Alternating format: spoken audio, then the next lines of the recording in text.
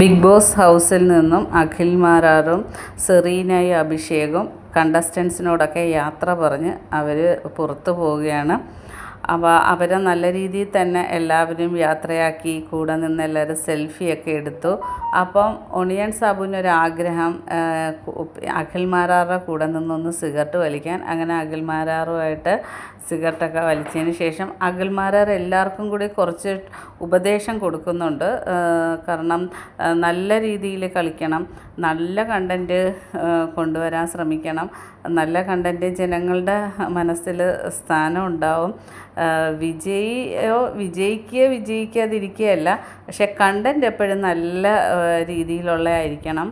പിന്നെ അതുപോലെ വൃത്തിയുടെ കാര്യമൊക്കെ പറഞ്ഞ് നല്ല വൃത്തിയായിട്ടെല്ലാം കിച്ചണുമൊക്കെ ഇടണം.